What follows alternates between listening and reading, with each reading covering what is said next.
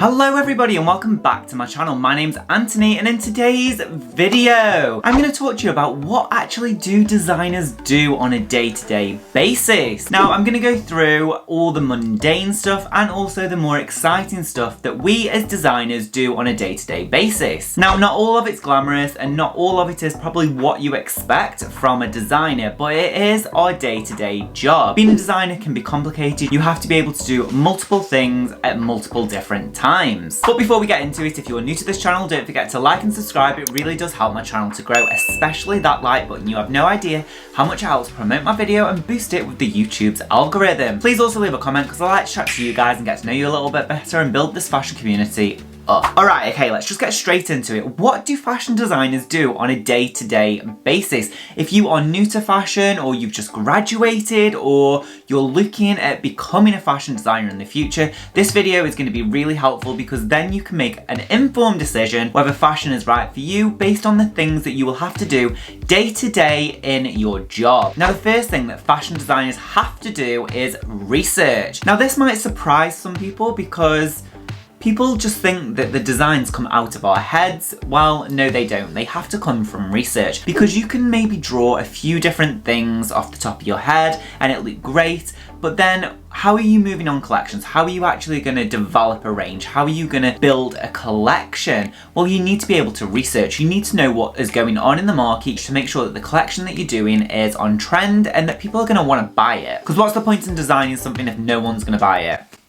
I mean, really. So there are a few different ways that we do research. We do shop analyses, we do web reports, we go online and look at different shops, we actually go into the store and see what garments are there. We also do a lot of research when we go abroad on things called inspiration trips, which is one of the more exciting things that you get to do as designers. You get to travel the world and be inspired by different cultures, different cities, different perspectives, the people, the places, the architecture, everything like that you will be inspired by. And as a designer, you get to travel. I mean, just to name some of the amazing places that I've visited on my inspiration trips, places like LA, London of course, because that's where I live, Paris, Milan, Tokyo, Korea. I've also gone to places like Hong Kong, Antwerp, Amsterdam, all of these different places to do research for the collections that I am designing. And honestly, that is one of the best perks of the job, is that you get to travel and see all of these wonderful places. From there, we do something called trend prediction.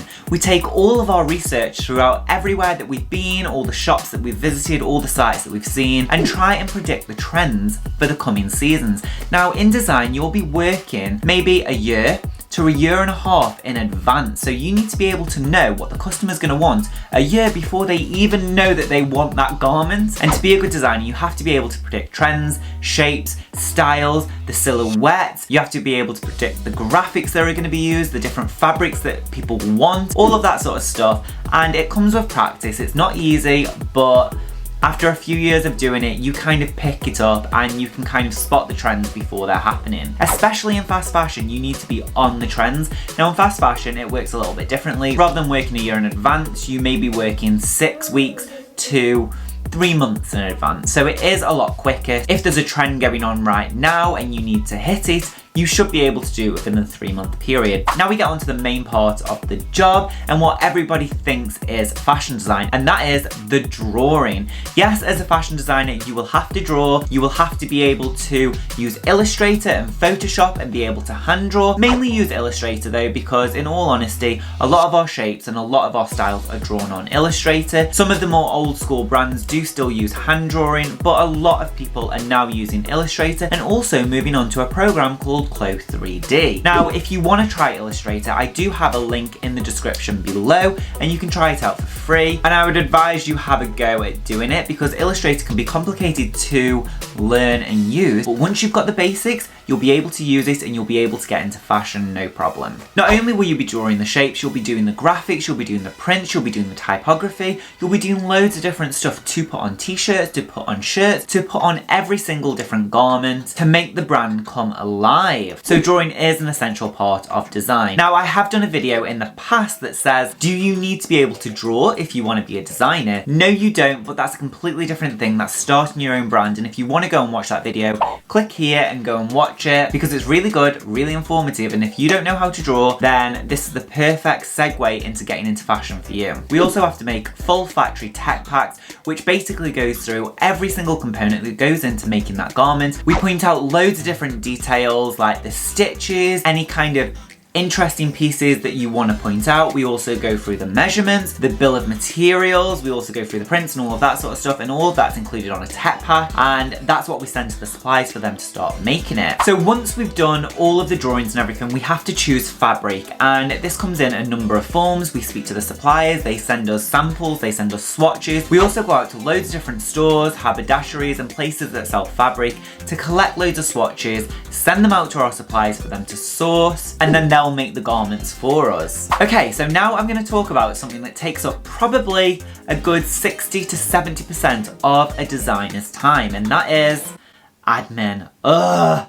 Oh my god, admin is the bane of every designer's life. We have to do it, we don't like doing it, but we have to do it to make sure that everything comes in on time. Now the admin can range from loads of different things like going on spreadsheets, it's making sure that you've got trackers, critical paths and all of this stuff on Excel. Trackers are basically a list of all the styles that you've put into work so you can track when they were sent out, when they should be coming in. The critical path is when you should be hitting certain deadlines through the whole design process. You'll also be in constant contact with the suppliers. You'll be talking to them on a daily basis to make sure the garments that you've put into work using your tech packs are made to your specifications. Now, the admin side of design is the biggest part, as I've said, 60 to 70%. And it's not the most fun part, but it is the biggest part of the role. You will be doing most of the admin yourself. No matter what level you are as a designer, whether you are an assistant, a junior, a designer, or a senior, there is some level of admin that comes with that job. So make sure you're comfortable with spreadsheets, make sure you're comfortable with Excel, and make sure you can use it because you will be using it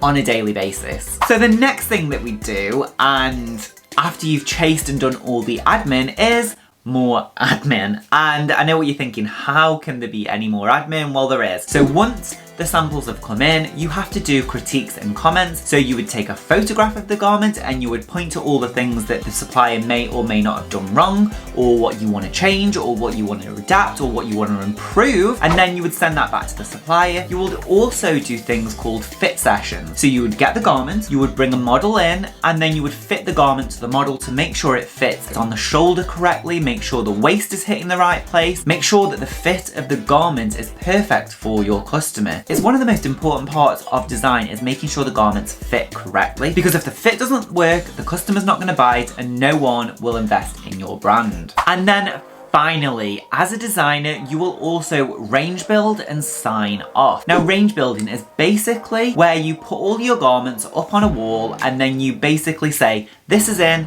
this is out. We don't want this style, we're saving this style for another season, we're moving this to an earlier phase, we're putting this in this store, we're putting that in that store. It's basically organising your collection and making sure that the right garments are going to the right place for the right time. Once you've built your range and you've put in the collection that you want, then you go to a sign-off where you are in a room with loads of people, usually your managers, your directors, any assistants that you might have, your buyers, your merchandisers, and also sometimes the garment techs, and you present the range to them and you say, in this season, we are presenting this, we're presenting that. We are showing you this collection. You have to try and sell it to your managers, your directors and all of that, because you want them to be on board, you want them to trust your opinion and your eye. And once it's all signed off, then it goes to production. Hopefully, if you're lucky, you've got a production team that will handle all that. If not, you might have to work on the production as well. But if it doesn't go well and your managers don't like it, it's back to square one and you have to do all your research, you have to do all your designing, you have to do all your admin again, and you basically have to start from scratch. In a nutshell, that is what a designer does every single day. And normally you can be working on maybe 2 to 3 different seasons at a time. You could be working on summer and just wrapping that up. You can be in the middle of designing autumn, but you can also be at the beginning of researching